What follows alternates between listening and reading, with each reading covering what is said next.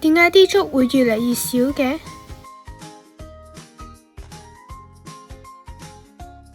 喺夜晚嘅時候，眼影喉閃閃發現咗問題。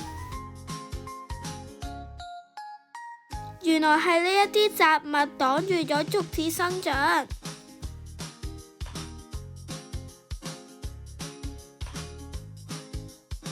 樂樂，我知道點解竹係會咁少啦。原來佢哋喺度幫緊你擴建一個咁大嘅家園啊！我哋要將呢度清理乾淨。